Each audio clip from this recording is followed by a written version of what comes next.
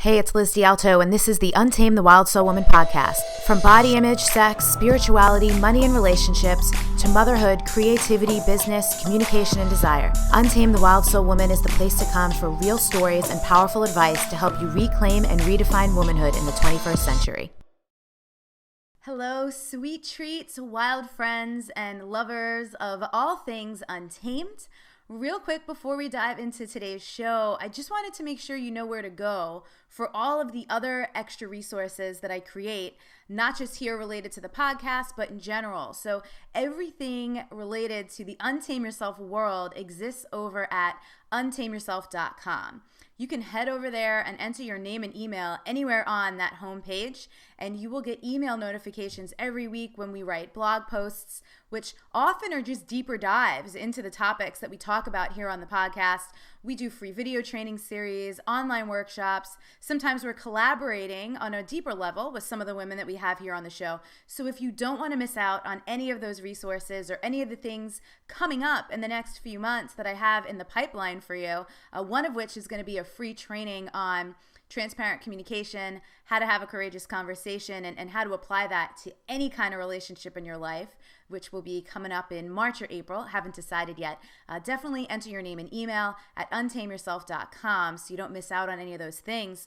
Also over there, for those of you who really love the show, who really love the conversations with women and really crave to connect with women like you who are on a similar path to you, but in a real life setting, like to get out of your town and to connect in person and circle up with women who you really can connect with, women who get you and will support you. I have a couple Untame Yourself weekend retreats going on in 2016, the next of which is April 29th through May 1st here in San Diego. So if that's something you're interested in, just to quickly let you know, what we really hone in on in those weekend retreats are the four main areas in life: health, wealth, relationships, and spirituality.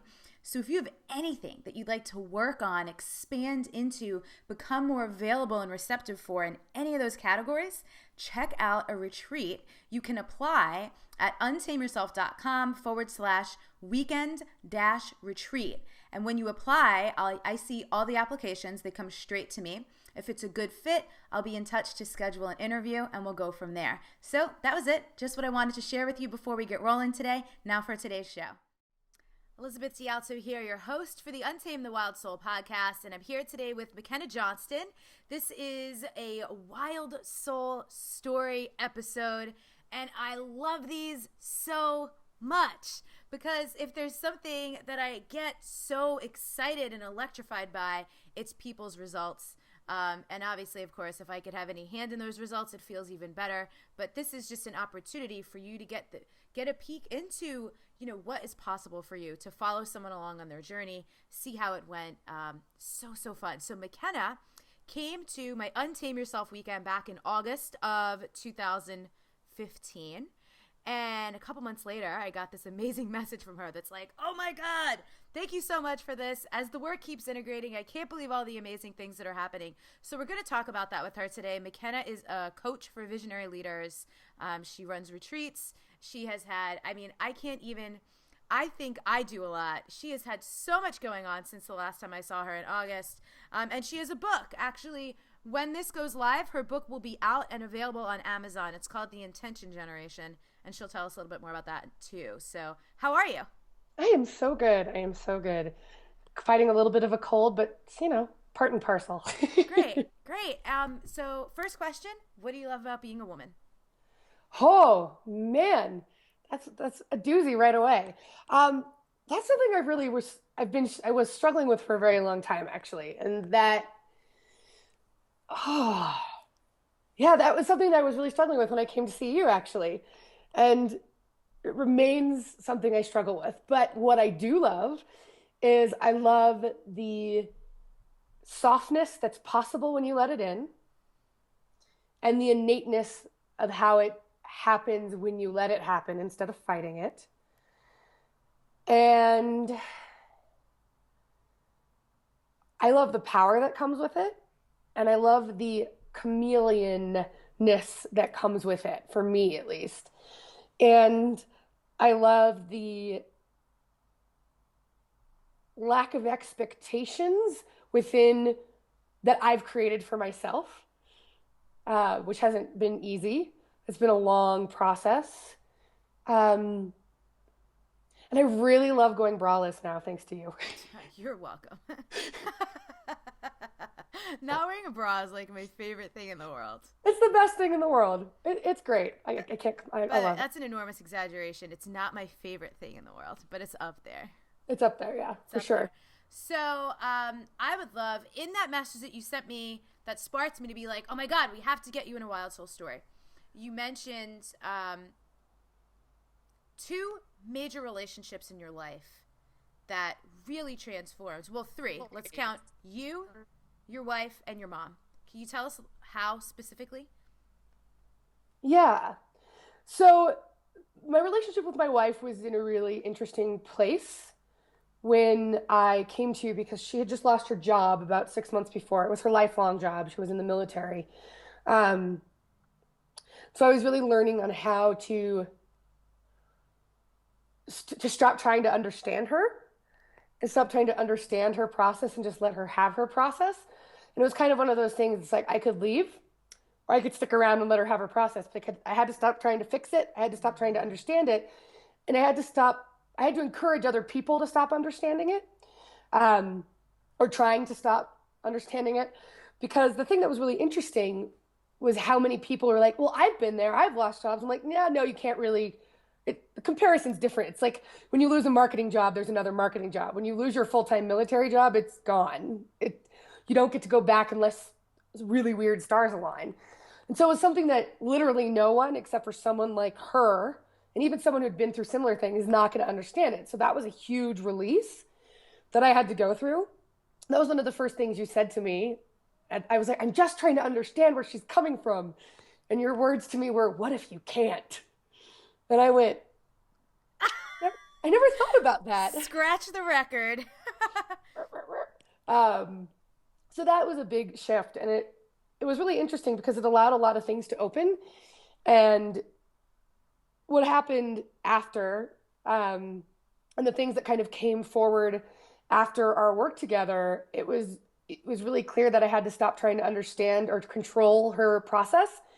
And if I didn't like it, I could leave. And that was really my only choice. It's like, yes, at some point, people stop wallowing, and it's true. And she did. And it happened when I stopped being like, hey, pay attention to me. Hey, are you okay? No, you need to be better. Be better. Who likes that? I mean, really? Be better. Come on.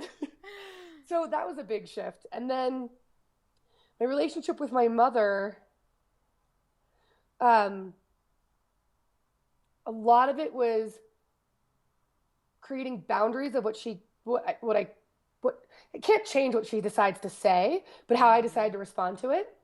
That's the Yeah. only thing I can control. And also like just talking to her and being like, yo, this isn't working for me. And this needs to shift. Otherwise we won't have a great relationship. And, relationships with mothers are always fraught. Even people who have so-called perfect relationships with their mothers, there's some sort of fraughtness somewhere locked away. It's there. We're, we're not supposed to be unharmed by our parents. Like, we just are. And because their expectations and our needs are always going to be differently aligned. And so finding that and working through that, it's an ongoing process, but it's definitely a lot better. Nice, nice. And then what were the particular components about your relationship with yourself that shifted?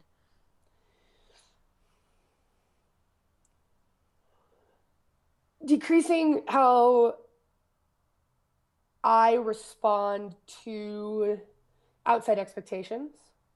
I had just come off of a really traumatic experience in May at an adult summer camp, and I was processing all that, and I had all this like mirroring of expectations that I was managing and shifting that. I mean, that's really what the book is about. A lot of that, the book is about shifting expectations and finding a place of intention over expectation because they are so dramatically different.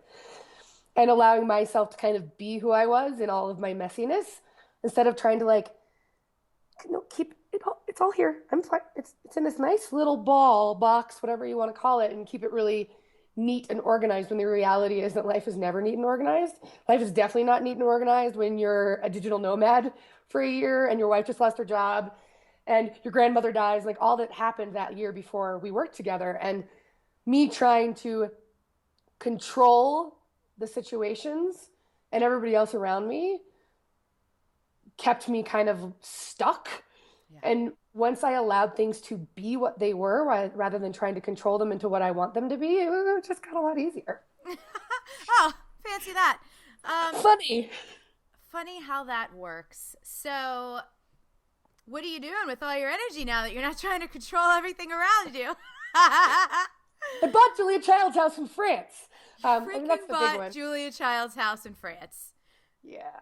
I loved seeing that plastered in Facebook. People were sharing it. I'm seeing articles. How many different publications were you in? I kept seeing your amazing photo everywhere.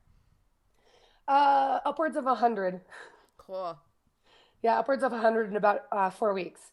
And that was another thing. It wasn't supposed to be public knowledge until April, and then it happened, and I was like, most control. Okay. The floodgates have unleashed. I can't control the floodgates. But it was true. I couldn't control it. It's funny because I didn't want to do this. Let me be clear. Like I saw it and I said, well, that would be fun. That's never going to happen. And it was Evie. This is when Evie really like stood up and was like, we're going to do this and make it work and find the investors and talk to your parents and your parents' friends and all of our family friends and all the connections we have that have cash flow. And it's just going to happen. And I'm going, you're insane. It's not going to happen. And then it did. And it was funny because she was the one who was kind of going, hey, let's do this. It's like not what I expected. So I released everything. And all of a sudden she's like championing the dream I didn't even know I had. No one wakes up one day and goes, I think I'll buy Julia Child's house in France. Even when you see it posted. I mean, when I saw it, I went, if I had $1 million in the bank, I'd buy it right now, but I don't. And, funny thing about houses, even French people have mortgages. It's a real thing. So that's mostly what I've been doing with my energy, that and teaching skiing for fun, which has been a lot of fun, taking my side hustle. So I'm not just sitting like this all the time talking to people, because where I was living is not rife with my type of community except transient population. So I figured what better way to market my coaching, my book, and the house than teach the people for cash who could be those people for me. Yeah. So it's like getting paid to market. It's kind of fun instead of paying to market. Yeah. Because I'm sure for something like that, because I even remember when I was a personal trainer, people assume it's not the only thing you do, right? So it's probably like the question just comes up, oh, what else do you do, right? Yes. Well, especially in a job like ski instructing where it's only 5 months out of the year and nobody just does that. Yeah. It's impossible. It's just not possible. Nobody just works one thing. And usually they're artists or raft guides or run Julia Child's house in France as a cooking school. I mean, we're all total weirdos, and we teach skiing not for the cash, but because it's fun. And mostly for the pro deals. I get like 50% off every pair of skis in the entire world. It's great. When I saw you in August, did you already know you were writing a book or no? No. When did you decide to do that? After I met you. And I heard about 3 Days to Done with Angela. So did you go to a live one, or you did the 10-week thing? I did the 10-week thing. Cool. So for anyone listening who may or may not be thinking about writing a book, McKenna and I have worked with the same person, who's Angela Loria. It's the authorincubator.com. And it's an accelerated process, time accelerated process. I don't necessarily know that it's for everyone. For me, I'm super glad I did it because it got it done. It got it done, and it was just something that like needed to be birthed out of my body. How was the experience for you? It was great. It was a lot. I ended up actually extending because the Julia Child house happened. Mm-hmm. And I was in the middle of my writing process when all of the paperwork started coming down the pike, and communicating with the investors and the documentary film team that we're hiring. And I was at the same time trying to train for skiing. And I was like, and that was really an important thing. That wasn't something I probably would have been able to do 6 months before that. It never would have been like, oh, I made a commitment. Let me shift that, because it's totally okay. I would have been like, must be perfect, must control. So I really enjoyed it. It was great. Having a developmental editor is genius. So genius. I wouldn't have known how to structure a book. No. I kind of knew, but barely. And so having Kate was my editor, and Kate, this is really fun. Kate and I were in the same coaching training together years How many ago. years ago was that? Oh gosh, 2.5, That is so three, funny how things three. work out like that. Yeah, we were in the same coach training together, and then she became my editor, and it was like this really crazy serendipitous, like, oh, I'm on the right path. I'm Yeah. doing all the right things. Oh my So, God. yeah, but let me tell you, having someone to talk to was, I would have paid twice as much. Maybe I wouldn't have been able to afford to pay twice as much, but I would have paid twice as much. I'm really curious. I remember being so interested to see how the Untame Yourself weekend was going to go for you as a person who had already done so much personal development work. You yourself are a coach, so much spirituality work. I mean, and so can you tell people before you came to my weekend last year, if you could even remember all of them? I remember you were telling me and I was like, holy shit, how many different retreats, weekends, programs, or things had you done beforehand? Just in 2015 alone, oh, maybe 10. And probably before that, another dozen. Yeah. And so I'm curious, and again, this is real talk. Keep it, absolutely tell the truth. This isn't, you don't have to answer it in a way that would make my weekend look favorable, because I'm actually super curious, and I haven't even been able to ask you about this offline yet. But what was the difference? What would you? I have something I want to add afterwards, something of what I think. So that's why I'm really curious to hear what you have to say.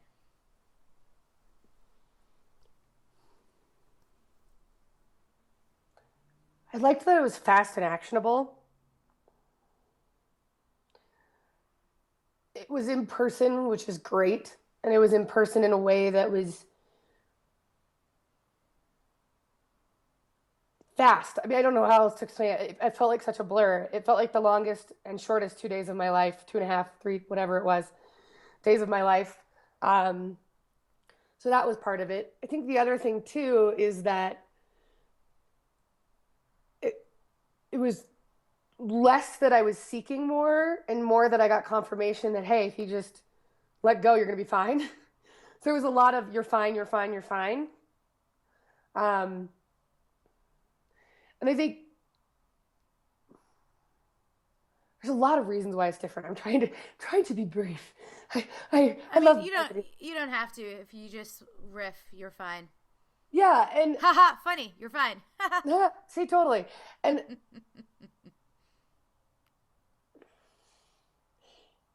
I think having people to compare to is the wrong term, but that's all that's coming up for me. Like people to be in the same space with on different stages of the journey and being able to be like, you're here and I'm here and that's cool. We're on separate paths.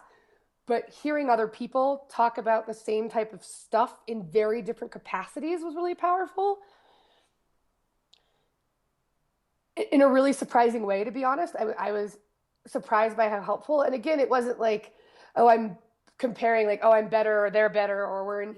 Yeah. It was more method of comparison, like the justice scales, not in like one's better than the other. It's like, where are we? Where are we? Where are we moving? We're all doing different things. So I thought that was really powerful, surprisingly so, as opposed to doing something more one-on-one. I'm always so curious, and you probably run into this as well, because I know you've done group things and you've worked with people one-on-one.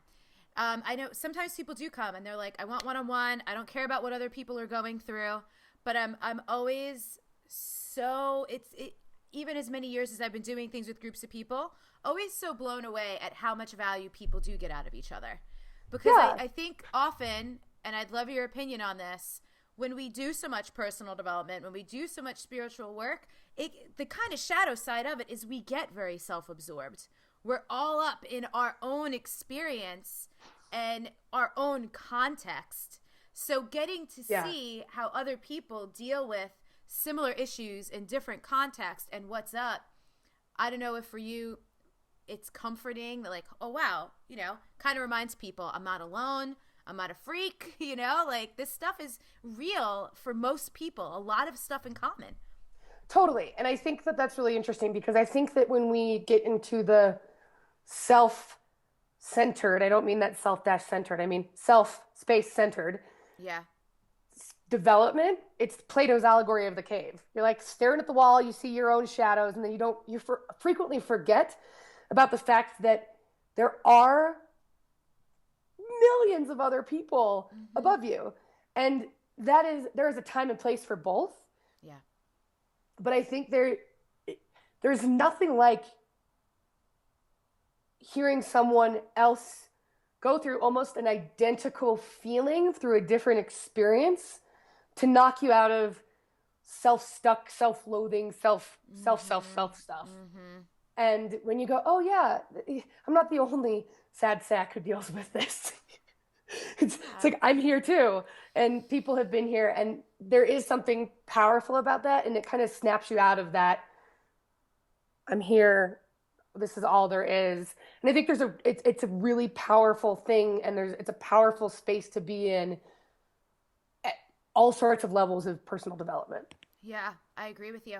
And I dig that too, because honoring where people are in their journey, and then also people experience the power of even if you don't feel fine, you can still show up.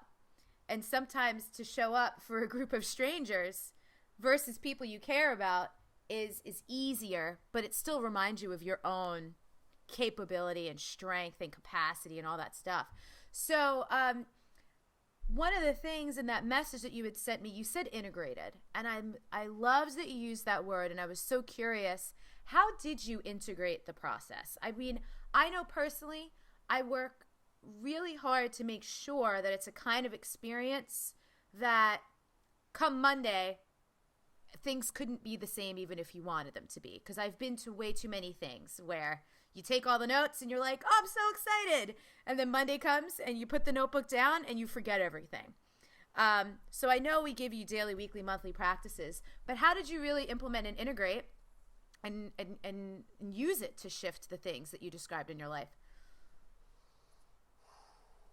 I think a lot of it was what you said. It couldn't be the same. There was no going back. It almost happened naturally. It wasn't something that I like spent a lot of time going, oh, I must do my practices. Everything, but it just happened. And that sounds so like silly and easy, but it was. It came at a time in my life where it like kind of chunked into place and just never really moved, and then it kind of slowly drooled down and in. I think that was most of it. I hate to make it sound like it was that simple, but it was wholly immersive while I was there. And then when I removed myself from the situation, there was no turning back. I was stuck in a forward direction. I had all that positive inertia. I was stuck in a forward direction. That's awesome. Yeah. And so as someone, again, who has done all kinds of programs online, in person, various lengths of time, let me go back for one moment. Something that comes up on the show often is the difference between coaching and therapy and how they're both really useful and really effective. And I guess what I'm curious for you is, and one of the things we say how often is, I'm sure you've heard this as a coach as well, people will say, oh my God, this is more effective than all my years of therapy. And the thing is, I don't necessarily know that more effective is a fair thing to say, because who's to say all the years of therapy didn't prep you to be receptive for the experience? So I have a feeling for you that my experience kind of just popped a lot of things that were probably already brewing that you'd laid so much foundation for into place leading up to it. How do you, for people who are into personal development, reading books, going to things, signing up for courses, going to retreats, whatever it is, how do you not overwhelm yourself with all that stuff? I just don't. I follow nothing more than 10 things at a time. So like, I'm not on any more than 10 newsletters at any given time. I'm not on not doing more than 10 things. 10's a lot, and I don't generally actually have 10, but that's like my rule of 10. I try never to have more than 10 things I'm trying to absorb at any given time. Um,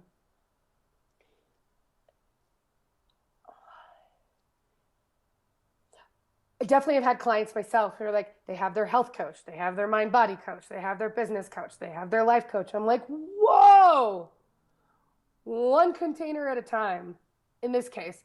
And I think that it's about picking and choosing. You always say the word discernment, which I think is so true.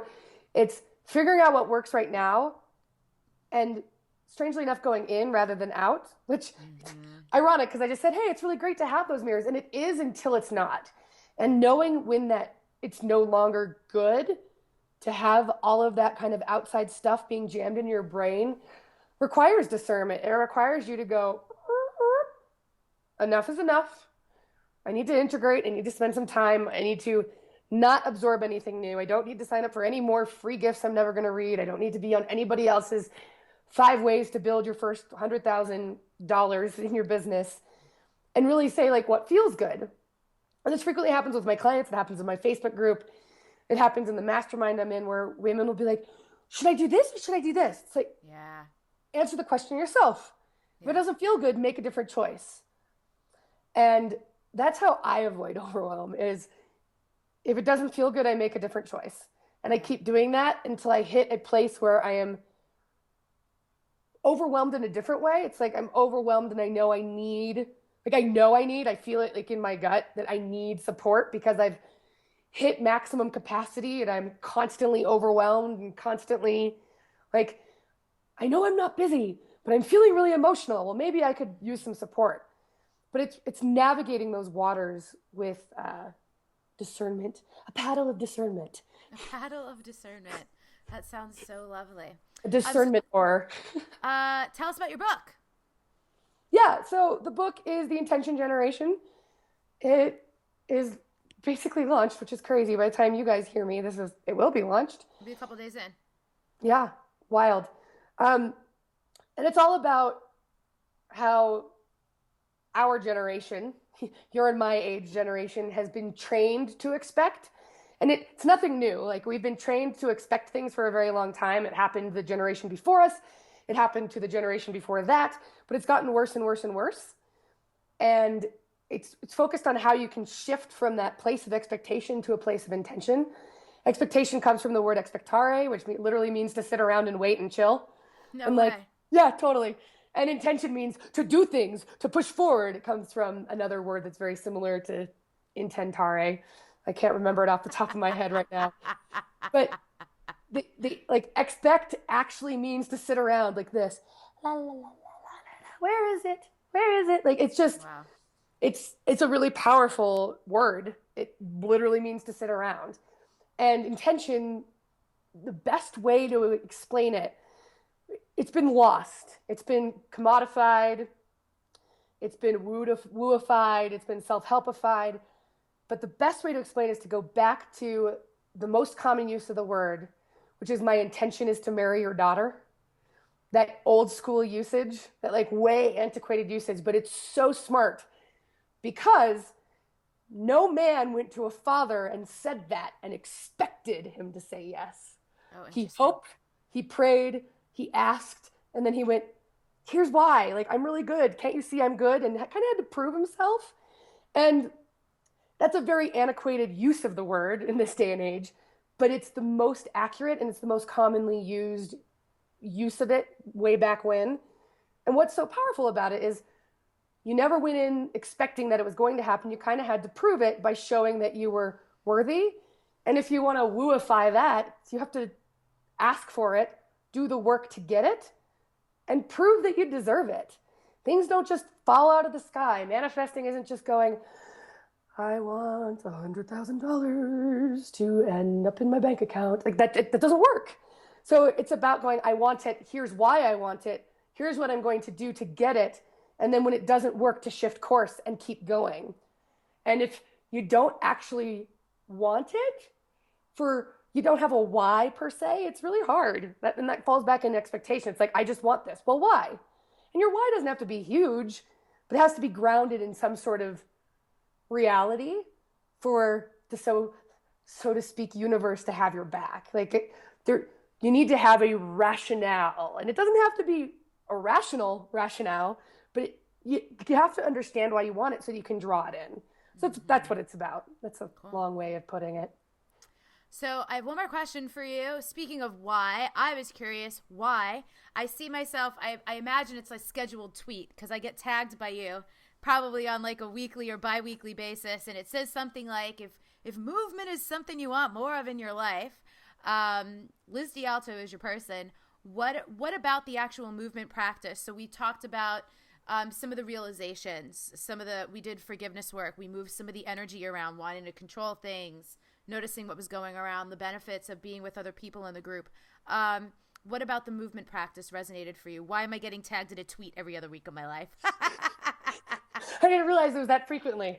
I don't mind. I always see it. I'm like, oh, hey, girl. Hi. Thank you. I think so many people are obsessed with exercise. I hear it all the time from my own clients, like, oh, I need to lose weight. I need to do this. And again, it comes down to the why. It's like, well, why? Do you want to feel better? Well, then start feeling better. Well, do things that feel good in your body. If you want your body to feel better, start there. Yeah. And what I find so refreshing about your movement practice, it's not something I use regularly anymore, but it's something that my clients always are like, how can I integrate more movement into my life? And I frequently send them to your work because it's so accessible. It's like, just move, feel good, shift weight around. And when I mean weight, I don't mean like chub and that sort of thing. I mean like shift weight around and body weight. I have to be careful with that as a ski instructor too. When I tell a woman to shift her weight, she's like, hey, I'm like, no, I really mean shift your weight from foot to foot. It's okay. But being able to feel like, if you can actually drop in and feel good in your body now, then the getting to feeling better is a lot easier. And it's no longer this thing that becomes a harassment to yourself. It's a nourishment to yourself. And so I made that tweet. Gosh, you're right. It's been around a long time. But people are always coming to me and going, what do you suggest I do for exercise? Don't exercise. Go play. Go enjoy the outside and breathe fresh air and go on a walk. Don't view it as like, I must exercise today.